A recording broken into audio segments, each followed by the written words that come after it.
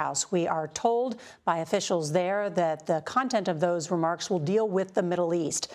This comes just days after munitions experts tell CBS News that Israel used a U.S.-made bomb in a strike on Rafah that killed dozens while targeting Hamas leaders. Now, Israel and Hamas have been at war for 238 days since Hamas-led militants killed around 1,200 people and abducted hundreds of others in the October 7th attack last year. Since then, the Gaza Health Ministry says more than 36,000 people have been killed as a result of Israel's invasion into Gaza. This is the first opportunity also for President Biden to publicly address former President Trump's historic New York criminal conviction.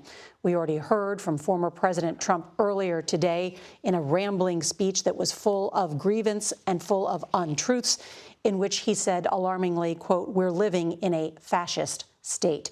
So while there appears to have been some developments in the Middle East that the president may comment on today, we do expect, too, that he will likely comment on his expected opponent in this race, and that is Donald Trump, who is the presumptive Republican nominee.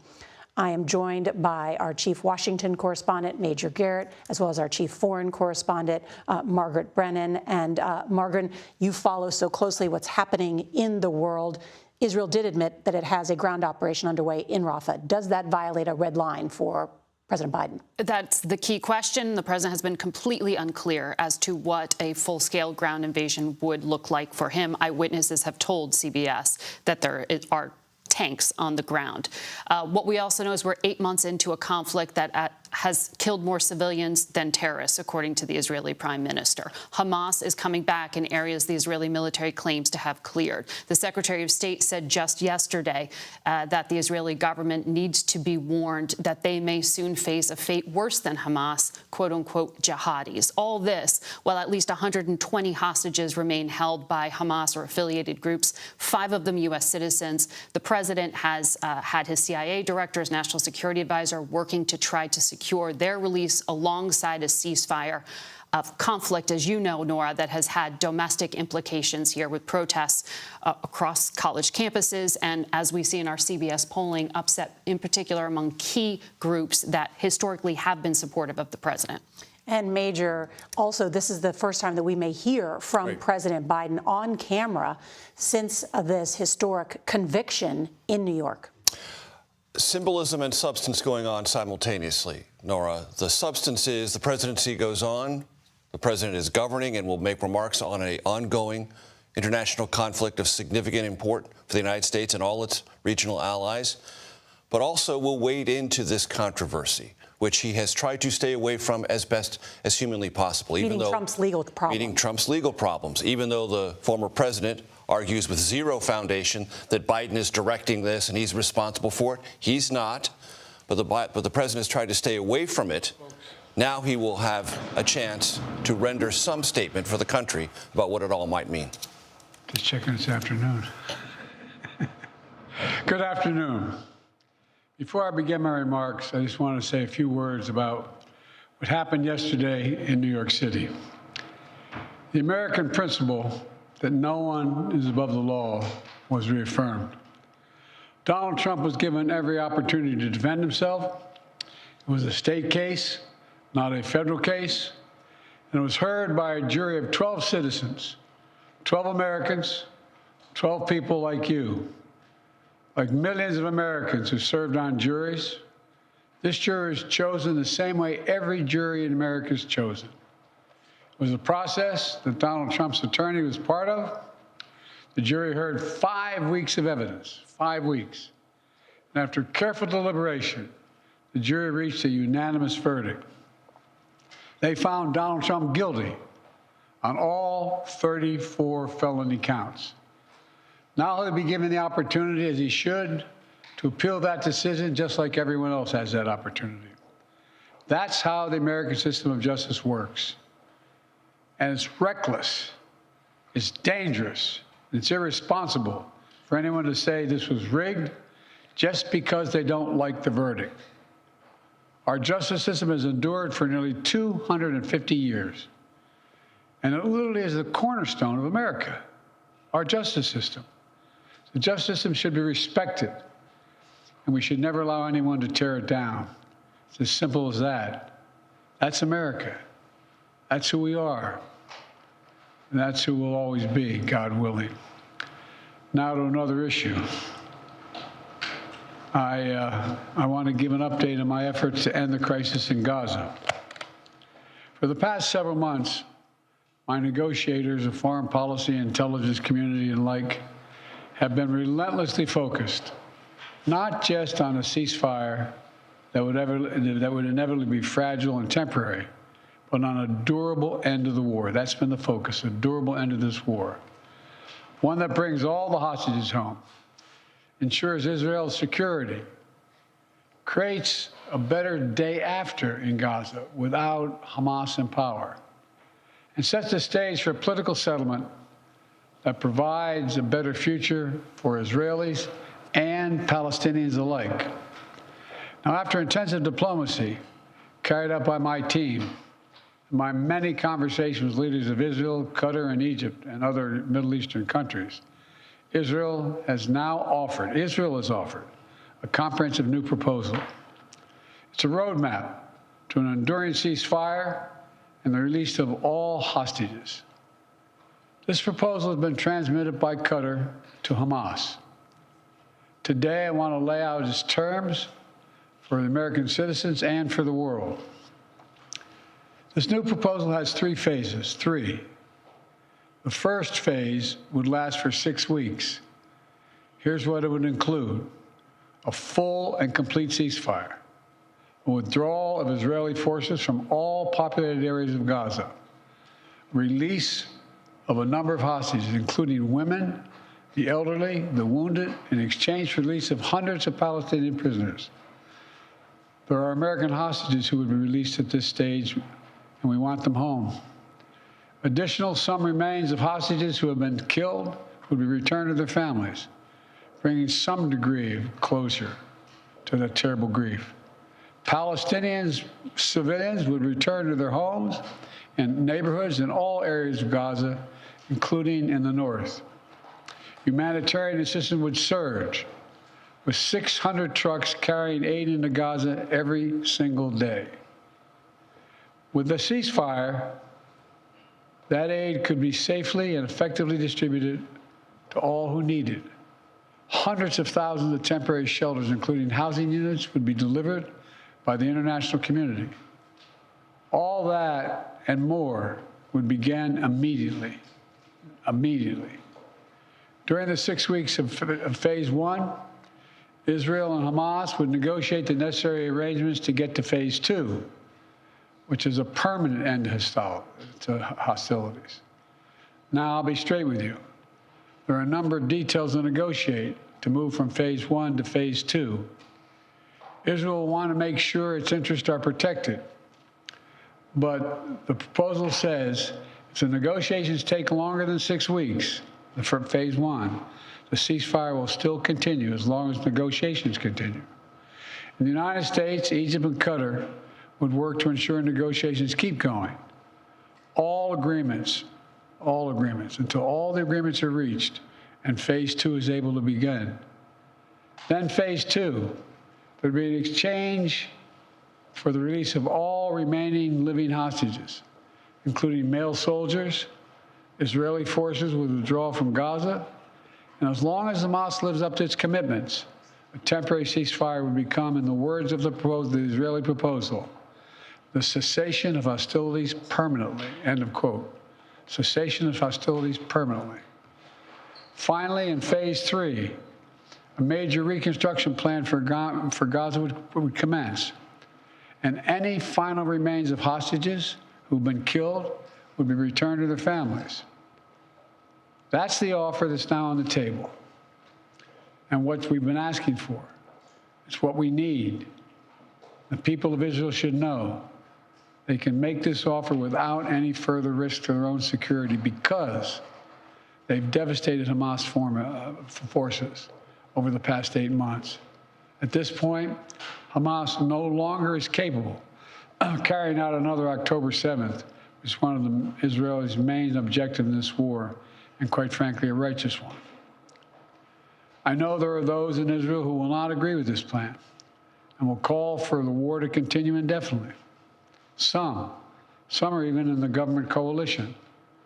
And they've made it clear they want to occupy Gaza, they want to keep fighting for years, and the hostages are not a priority to them.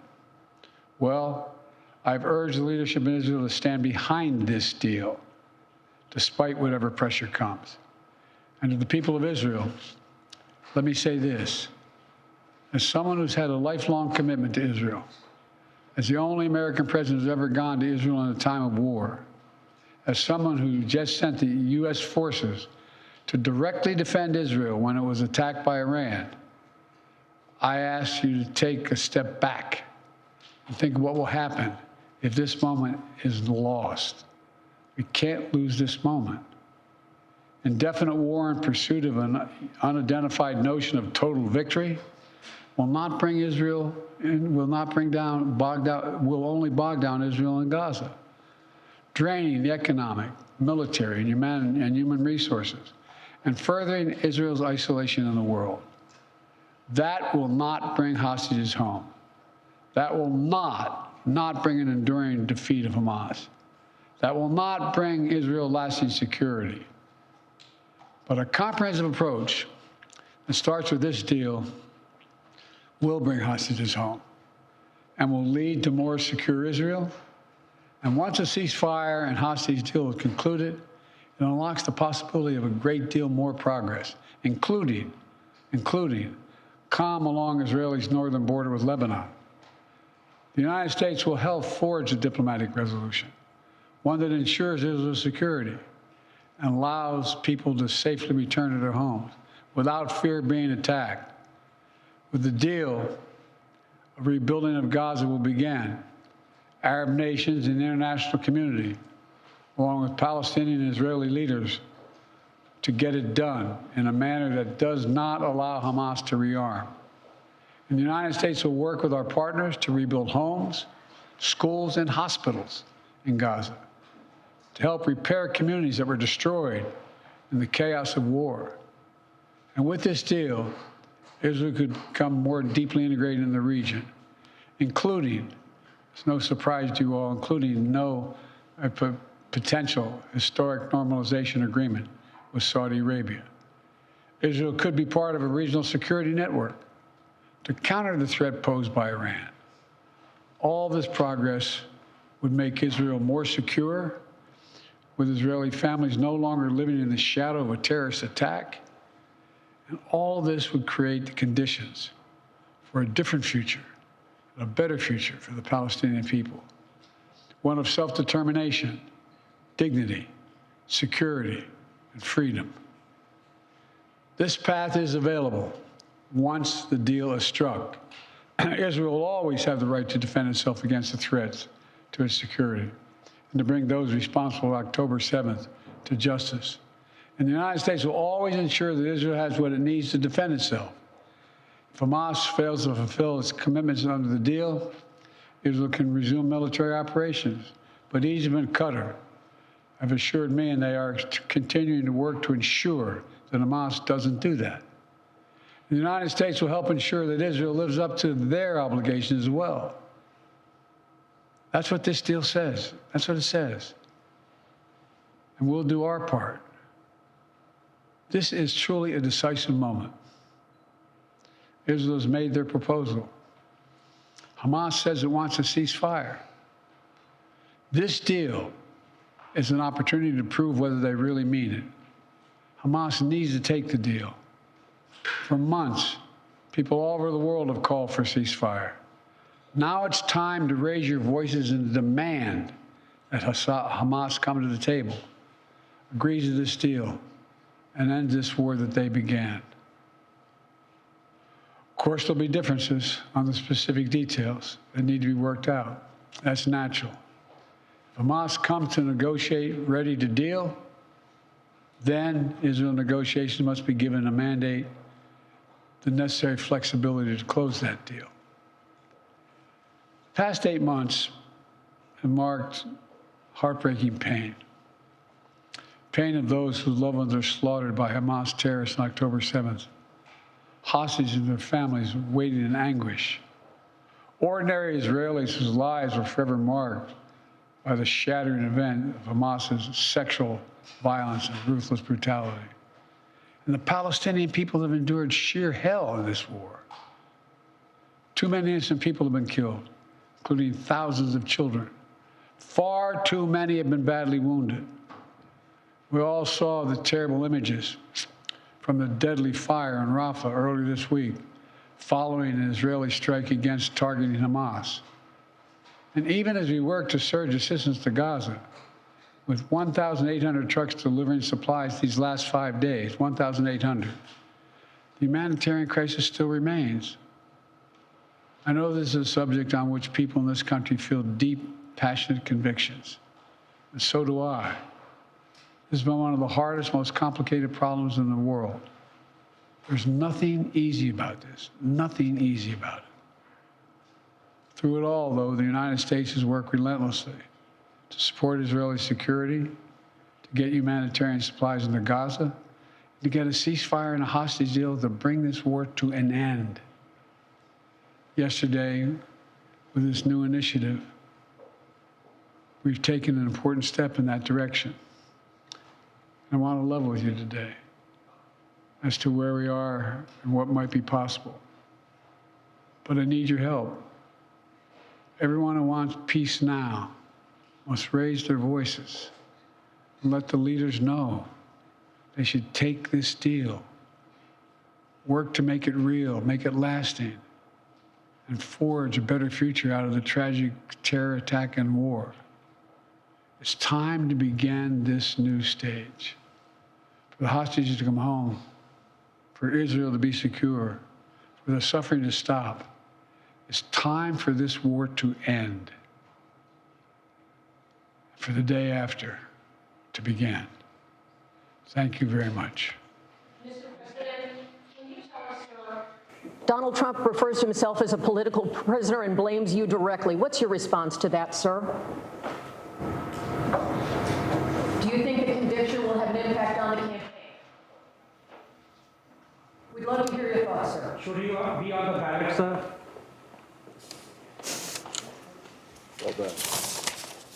Well, there you have it, a significant set of remarks from the President of the United States and the Commander-in-Chief. I say that there are two different things. One, of course, he talked and responded to what has happened in New York City and the historic conviction of former President Donald Trump and his likely opponent in this upcoming election, where he talked about the American principle that no one is above the law, and then said clearly it's reckless, dangerous, irresponsible to say that this was rigged just because someone doesn't like the outcome. Also, there is big news on a new initiative, what he calls in the Middle East, to try and end this war. We're going to break it all down. I want to go first to our senior White House and political correspondent, Ed O'Keefe, who is at the White House. And Ed, a significant set of remarks, as I said, from the president today.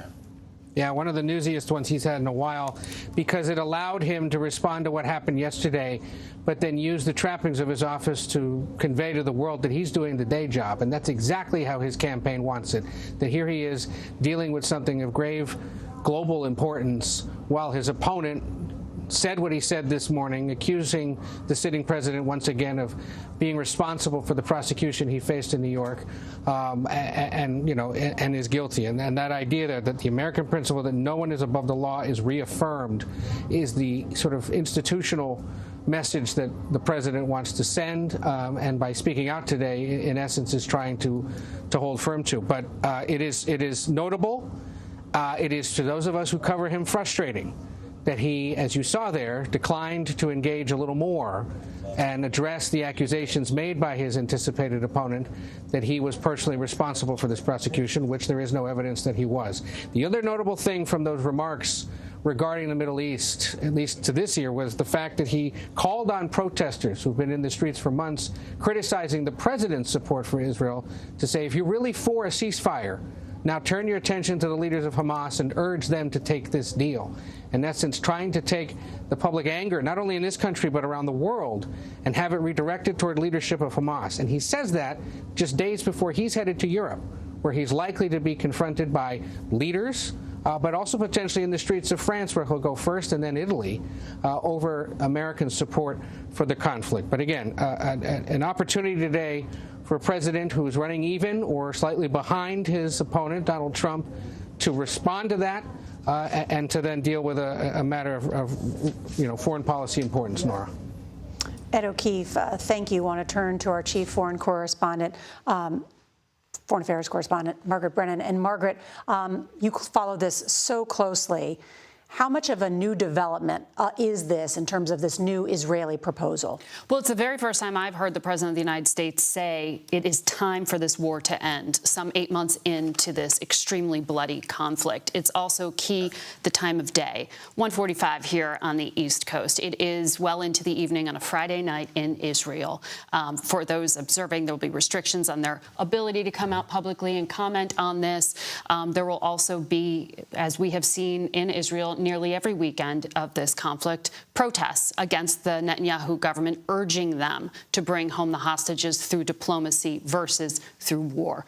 But in terms of what the president laid out here today, he laid out this chessboard of here's the 3 phases to bring the hostages home. For the first time, he was linking a short-term pause of 6 weeks cessation in violence to a broader end to the conflict that he says the Israelis are open to at this point. We know the CIA director met with the head of Mossad just last Friday in Paris, then also said once we get to the end of this, we can talk about Israelis returning to their homes in the north of the country. This is a huge political issue back in Israel right now, because in that conflict with Hezbollah in North Lebanon, people have had to flee their homes and haven't been able to go back.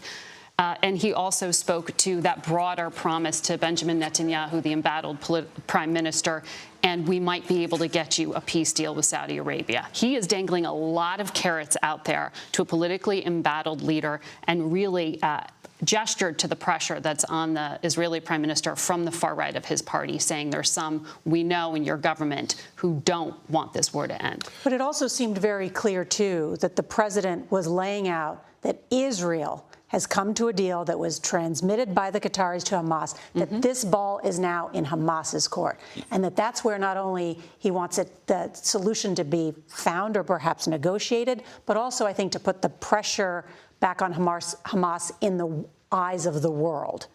Yes, he was doing that as Ed laid out there. Absolutely. I'm drawing the distinction between what the Israeli intelligence apparatus has been able to agree to with the United States versus the political decisions made by the prime minister. And sometimes those things have been in conflict, and Biden officials have been very frustrated with that. And absent from the president's formal remarks was a direct reference to Benjamin Netanyahu, the Israeli prime minister, supporting this and carrying this forward under his auspices, even with a divided cabinet. This is a proposal. It is not a deal.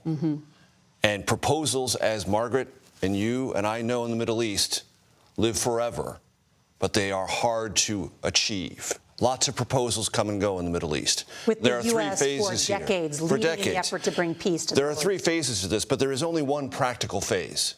If this isn't agreed to as far as a cessation of hostility, withdrawing of Israeli forces, putting back of some of the hostages, there is no phase 2 and phase 3. And absent that declaration from the president that I've talked to Bibi Netanyahu, he supports this and we do this together, there is some curiosity I have about how devoted Prime Minister Benjamin Netanyahu is to this particular proposal, and if it is entirely in Hamas's hands to decide whether or not this becomes a deal, which transforms it from a proposal to something that both sides can work on. It's excellent analysis. Can I also get your take, Major, on what the president said about Donald Trump and Donald Trump's comments that this whole conviction and trial was rigged, and Donald Trump's efforts to undermine the American judicial system? Yes, President Trump said that. That doesn't make it true. And as the president pointed out, every opportunity to, through due process, defend yourself, question jurors, apply the evidence to scrutiny was given to that defendant, the former president, who's now a convicted felon, period. And I thought it was interesting the president also said he can appeal this. Go He ahead. can go back to the court. You have every right, but as it's every American does. Dangerous to say this is rigged. That is not just Donald Trump. That is a number of elected Republican officials who have come out with statements questioning the judicial system in this country. Because as the President Biden said our justice system is the cornerstone of America, and we should never allow anyone to tear it down. Our coverage will continue on CBS News 24/7, your local news, and we're going to have a full wrap-up and more analysis tonight on the CBS Evening News. This has been a CBS News special report. I'm Norah O'Donnell.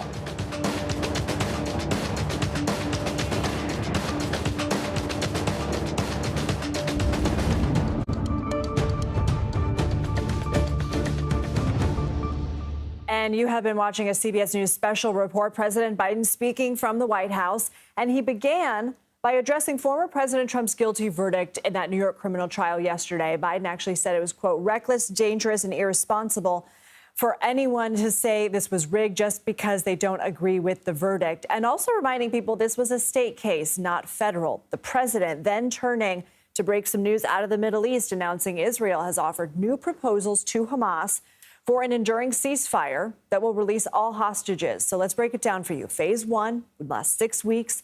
Biden said many hostages, including women, children, and the elderly, would be released. Humanitarian aid would go back into Gaza with 600 trucks a day delivering aid.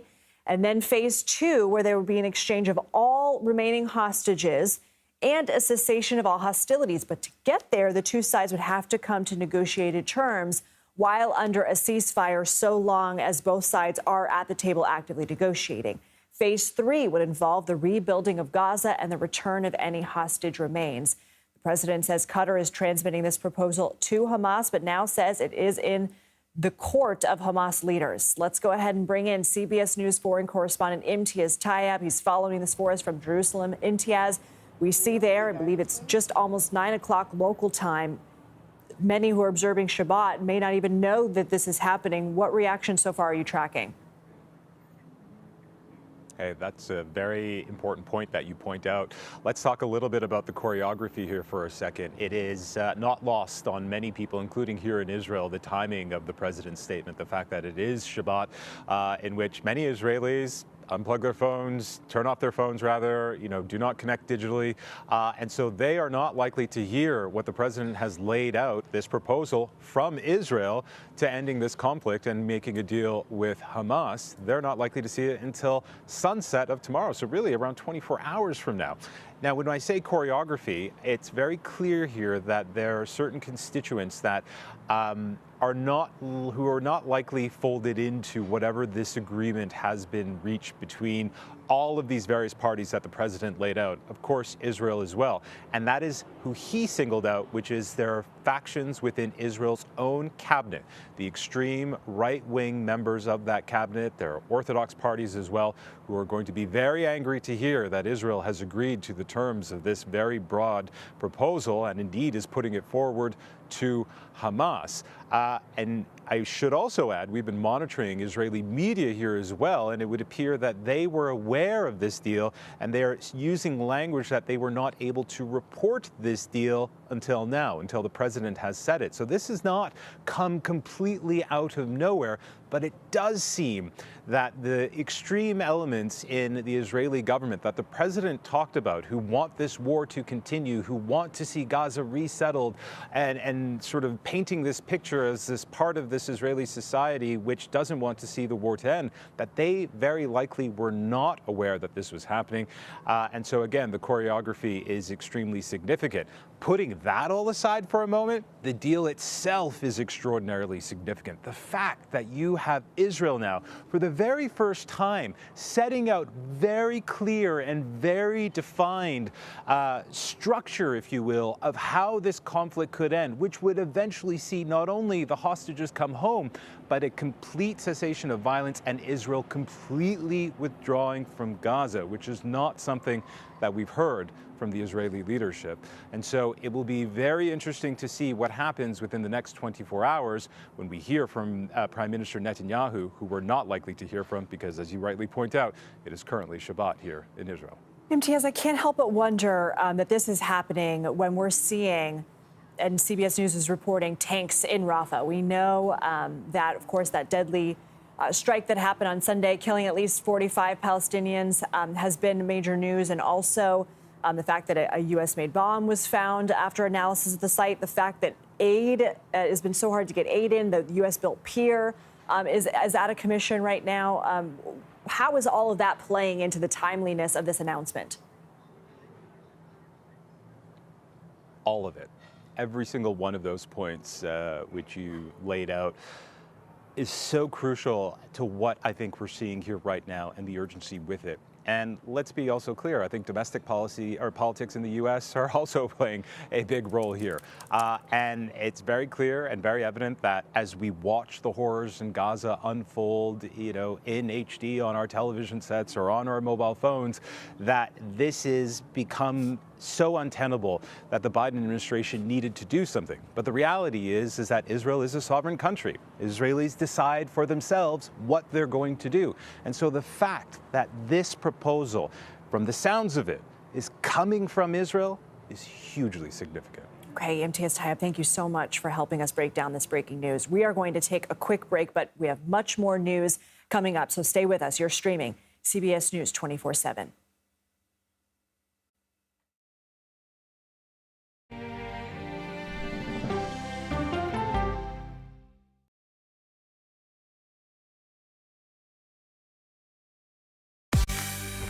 On our places, bright, shiny faces. When you wake up in the morning, we want to be your go-to team. Nate has one of the quickest minds I've ever seen. Tony has a way of making people feel comfortable. Gail has this unbelievable knack to ask the question that you're asking at home. I've been told I could talk to